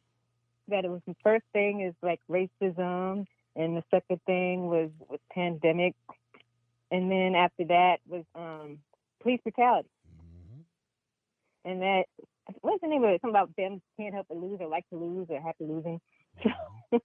And it seems like it, because it trying to advocate for Medicare for all, I'm trying to tie the racial stuff to the progressive stuff, which is, it's just tricky because you opened my eyes to the whole class reductionist stuff even more. So I started, you know, unsubscribing to folks that I was subscribing to with this class reductionist stuff. I'm like, no, this ain't cool, and you ain't gonna bring out a turnout for Black folks if you just leave out race. It's like you may have like a prominent Black person that seems like they're down with class reductionism, but most of us aren't. We're not gonna switch parties to a party that not enough numbers. You know, if you're not acknowledging that race is a thing. There it is. So I asked Sandra Times if I could put that link to that survey in your chat. She said, yeah. So if that's cool with you too, I'd like to put that link in the chat, because people just, it's not a matter of us not wanting, you know, progressive stuff at all. It's just that we want to know that our lives are going to change for the better. That there's going to be a difference if we get this universal thing. We want our lives to change for the better, and we wanted to know that that if we help pass this universal thing that y'all ain't gonna, in terms of white folks or whatever, aren't gonna disappear when it comes to us saying, well, there's still this racial disparity and we're still getting discriminated against, or stuff like that. So that's what I'm trying to do. Okay, I put it in the chat. Boom, from Gen Forward survey, protest racism, policing by race and ethnicity. There it is. Boom. Going real quick. Thanks for shouting out the Absolutely. People's Party, because that they, I don't know if you saw that the person who handles the monies, which is Nick's dad, he tried to do a reverse racism and tried to tell the former vice chair Jamin, who called a few weeks ago, tried to tell him that he was, because he called somebody a Karen, that was racist or whatever. And I'm like, oh no, this they need to fix the racial issue within People's Party bad. That ain't no reverse racism, calling somebody a Karen. Because he didn't use the word reverse racism, but the way he put it. Right. Renee posted about it, so if you can, So I just want to say, that, it's just crazy. It's just crazy over there. I'm glad I'm out. But but thanks for that too. You the man, Tim. You got it, Joy. Thank you for calling up, sis. I appreciate you. Appreciate you too. You know. And give it up for Joy, y'all. That's my sister right there. And look, Joy is speaking about Joy, when I hear your voice, it just makes me smile, because you remind me of a sister, of my literal sister. You know what I'm saying? Whenever I hear your voice, it just reminds me of home. Here's the thing, man. When Joy talks about, when she was talking about a study where it tells you what's important to black people. Joy's telling you there's a survey that tells you what black people value.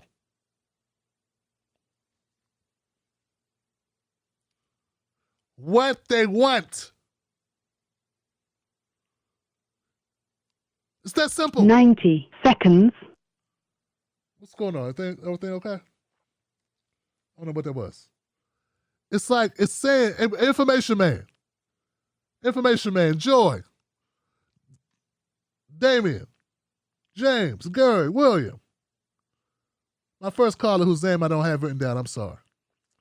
The survey tells you what black people want, not what you think they want. It tells you what they want.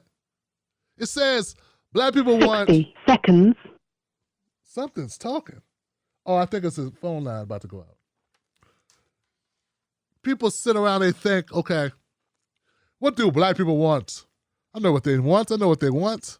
It's like a paternalistic nonsense where you think you are, I am white man, I am progressive man, I am a liberal man, I am neoliberal, and you like try to dictate to black people what they should want. Nobody tells conservatives what they should want. Nobody tells white conservatives what they should want. This survey says black people want their issues. They're concerned about racism. What I talk 10 about... seconds. They're concerned about what I talk about. They're concerned about the pandemic, and they're concerned about police brutality. Those are the things, the pandemic, the struggle through pandemic, financially, police brutality, and racism, discrimination. Isn't that it, Joy? Isn't that what you wrote, Joy? Isn't that what the link says? So my thing is, how the hell do you get Medicare for all, reduce the student loan debt, and clean the water? Now, it's not saying that people don't want clean water. It's not saying people don't want to reduce their student debt. It's not saying, or wipe away student debt. It's not saying people don't want some type of universal health care, whether it's Medicare for all, universal health care in some other way. But everyone to have coverage that they don't pay for, that everyone has. But when you ask people, what do they want? Without you saying, hey, do you like this? And you go check. You like this? Check. check. No, when they tell you what they want, without you opening your mouth, without you talking, when they say, this is what we want. This is what we want. So, see, people can fudge numbers and make things look a certain way when they're the ones asking the questions. Well, they said they wanted this. They prefer this. Well, you gave them these choices. Was reparations a part of your group of things they could have chosen? See, this is how, see what I'm saying, guys? Get where I'm coming from? If someone gives you a list of 5 things, and this list, this number 1 thing, it depends on what the 5 things were on the paper. Of the 5 things given, was ending police brutality one of them? Was financial, some type of financial solutions due to the pandemic or some type of way through the pandemic financially? Was that in your questionnaire? Was reparations in it? In your list? No. So we got these progressives that love to tell you what black people say they want. I question that. I question it. The success of this show is going to skyrocket. I just have to do a better job of promoting it. You know why? Because I talk about what black people really want. That's how I know it's going to work out. I talk about what black people really want. I don't talk about what white people, what progressives tell you that black people want or what's good for them. You ain't their daddy. You're not my daddy. You're not my mama. You ain't my zaddy either. Or my Mrs. Scarlett. So I don't need you telling me what I want. You know, and nowhere else in life, guys, would that even make sense. I don't give a fuck what you do. If you have a business or anything you're running and you have people, you put out a survey, you want to know what they want because it's your job to give them what they want. So they come buy more.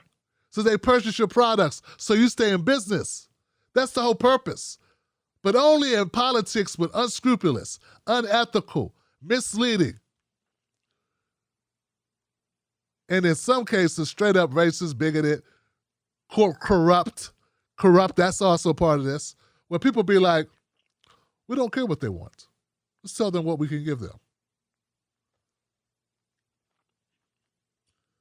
There will be a day of reckoning when it comes to this. I don't go to the white community. I don't go to white folks in Greenwich Village, New York, wherever it is. Where is Greenwich Village? I don't care. Anywhere. Alexandria, Virginia. I would not go to a Latino section of Alexandria, Virginia and be like, I don't care what you want. This is what we're getting here. Because this is what, you don't know what you need, Latino people. How dare you tell me what you want? I want to go down to Chinatown. D.C., they got a section called Chinatown. I want to go down there and tell those people what they need for their businesses. They tell me what they need for their businesses. They know what they need for their businesses. Maybe it's exactly what they need in Koreatown. Maybe it's exactly what they need in Little Italy. Maybe it's all the same thing, but I don't know. I ask the people that are there, what do you need? They tell me what they need. And if it's my job, if I want them as customers or I want them to support my business or I want to support their business and then make them clients, I have to give them what they need, not try to convince them of some other shit. And here's my last point, guys. Here's my last point. Even if you win the black vote, you leave all these other votes on the floor.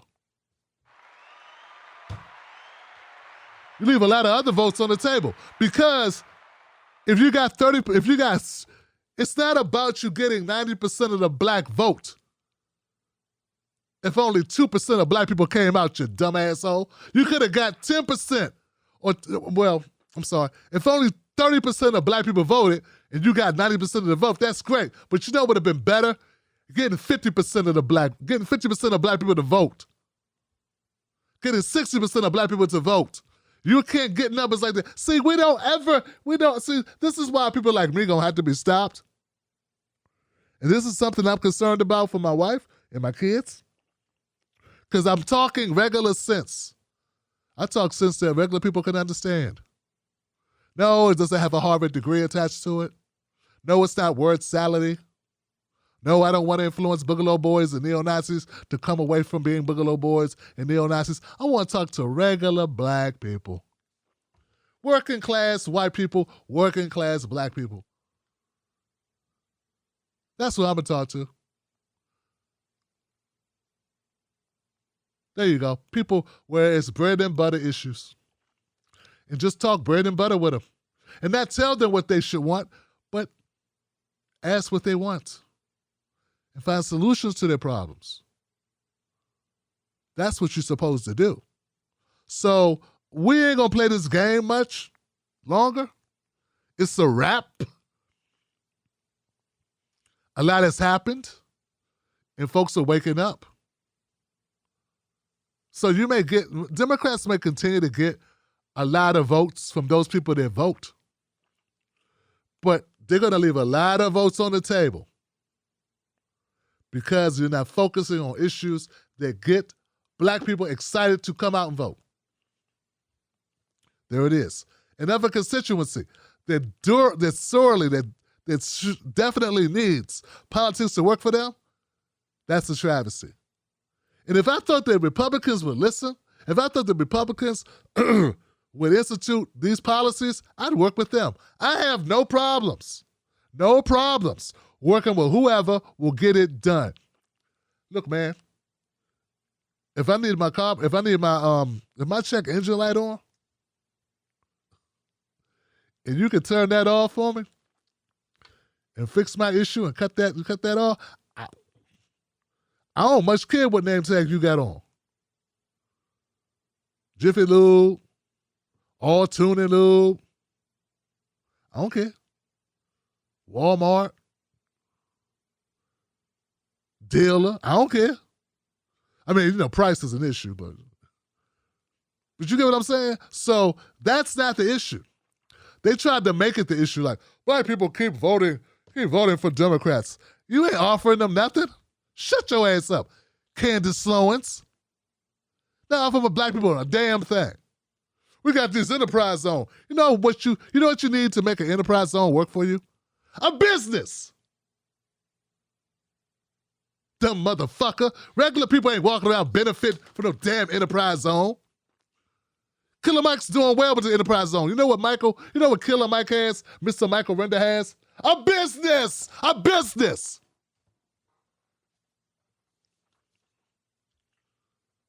And you can't just have a business. Shit, I got a business. A business with liquid that can take advantage of rent space in a building, in an enterprise zone. Saying stuff to ignorant people that don't know anything about what's going on, and they're making it sound, this is great. Just lies, guys, lies.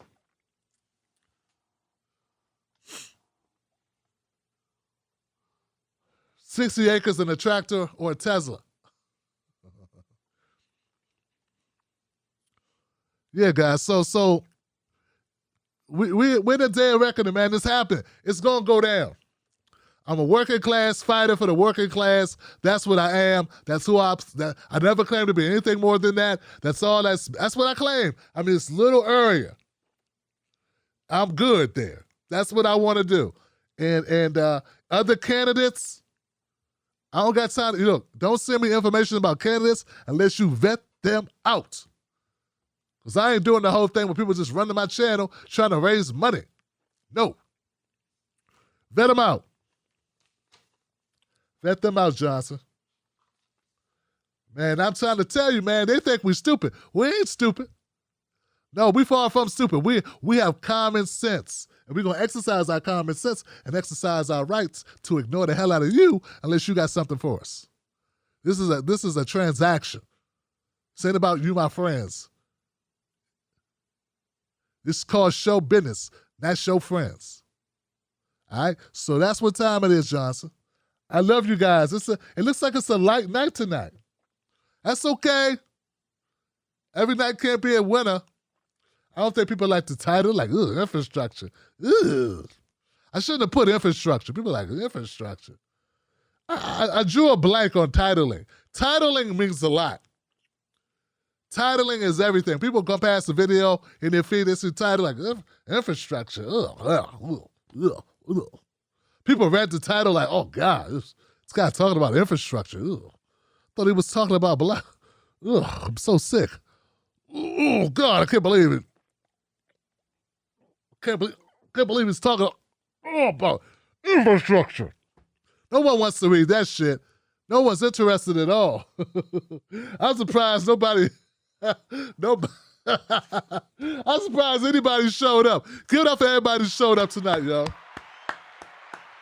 I know, man, I know. I could not think of what to title it. Look, guys, we're going to have more information about the wristbands. They are here. Cut the check. Hashtag cut the check. Wristbands are available. If you support the show, if you buy anything from the show or something, I'm going to find out how much it is to mail these. If you paid, we're refunding you. You don't buy these. They don't weigh nothing. I could throw these in an envelope. Okay? We're giving these away. I think we're going to come up with a way to do it, but we will not take money for these. I'm going to post them on my social so you know what they look like. But it's a gift from the Tim Black Show. That's all it is. It's a gift. It's a gift to my supporters. So if you support the show in any way, if you're a Patreon or if you're on YouTube, I'm going to send you one of these, okay? That's what we're going to do. We're going to work out logistics on how to get it to you. I wish you could download it, but then you wouldn't be able to wear it, would you? So we're going to come up with a way, Johnson. All right? So it's cut the check wristbands. They dope, and they're good reminders to keep you focused. It's not be hopeful to us, help us keep hope alive. No, it's cut the check. Okay? That's what it is. Don't forget to go to timblackpause.com to follow the podcast. I got nothing but love for you. Have a safe weekend. Have a super safe weekend, folks. We're in the house. Let's read comments. Sheldon Hughes is in the house. Thank you, Sheldon. Always support the show. Thank you, brother.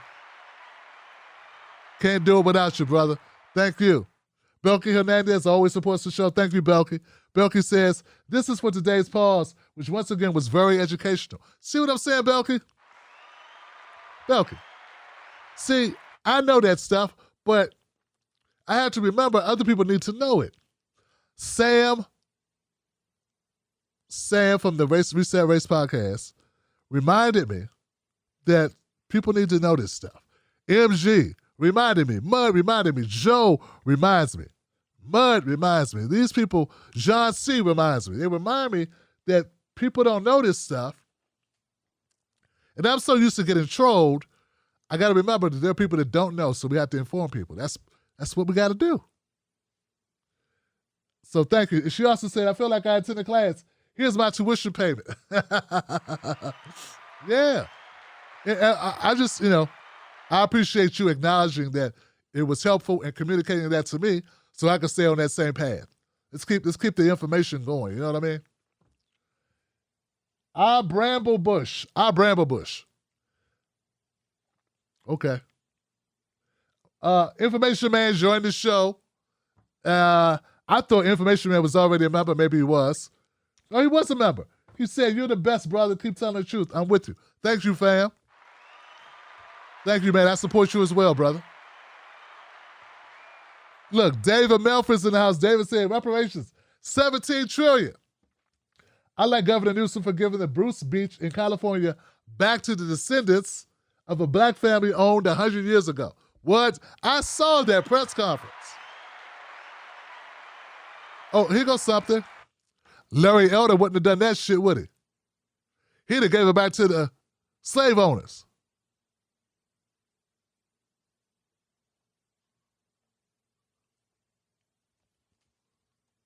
What? It's just as good. Larry Elder's horrible, but so is Newsom. Yeah, but Larry Elder wouldn't have gave no land to no black people. He would have threw them under the bus, though. Sally Thompson's in the house. Light night. So now go get heavy with Mrs. Black. Enjoy your birthday and your love of each other. Love to all. Oh, Sally. Little saucy. Little spicy.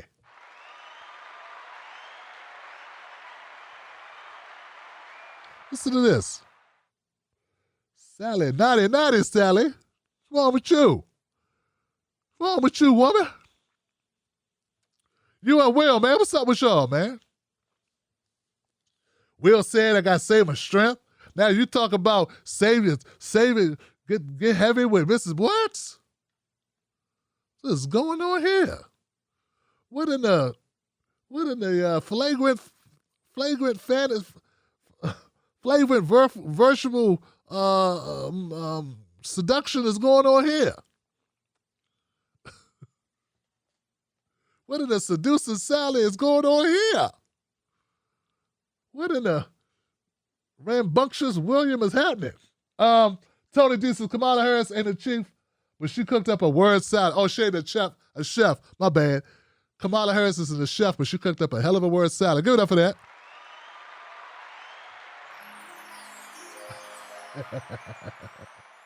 Yeah, she did that.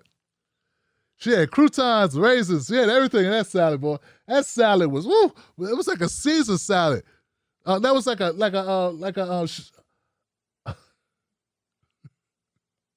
oh, man. Like a Cobb salad. You know what I'm saying? She had all that diced up in there. Like, oh, what? What? Sister, all this salad for me? Got onion straws, everything in here. You really took out, you got sweet little medallion. Boy, you really handled business. To 1,000 islands. All right, guys, that's it. Much love to you. Have a great weekend. Become a member of the Tim Black Show by going to jointimblack.com. Follow the podcast at timblackpause.com. Email us at clientcare@timblacktv.com. And I think that's it. I think that's all. Cut the check. People power. Revolution. Don't let nobody take your cornbread. We're all Johnson. Booyah. We good?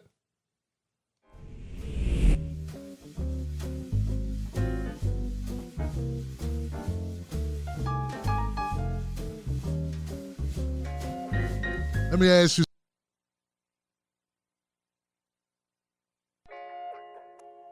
you something. Do they know us? When I say they, I mean the talking heads on cable news. Do they know you? I mean, they talk about the world as if it's a sport. They play political games, report on our pain, rack our brain to feed the stock exchange, but do they know us? Do they know what we care about? Nope. They're too far away. They can't see us. They can't feel us. They can't relate to us. See, when you want to know what's going on in your world, trust someone who lives in your world. Subscribe.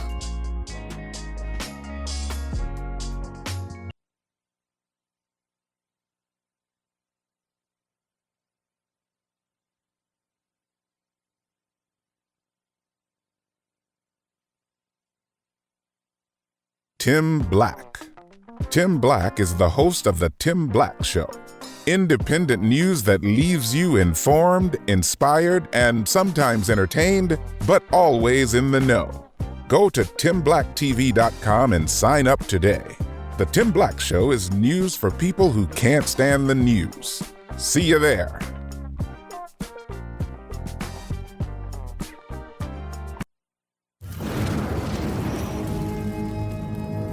Don't fall for the banana in the tailpipe. Don't be fooled by corporate media talking heads misleading the people. Get your news and information from an entity that keeps it real. Tim Black. Tim Black is the host of The Tim Black Show. Independent news that leaves you informed, inspired, and sometimes entertained, but always in the know. Go to timblacktv.com and sign up today. The Tim Black Show is news for people who can't stand the news. See you there. Most news shows are suspect. They don't focus on Black issues, and when they do, it's all fluff. How does that help your life? How does that help your family? How does that help the culture? They don't. The Tim Black Show is different. Tim Black gives you news for people who can't stand the news. Real, authentic, researched, entertaining, on point. Don't let nobody take your cornbread. Visit www.timblacktv.com today. Get Black breaking news, politics, culture from someone you can trust. timblacktv.com. Join us today.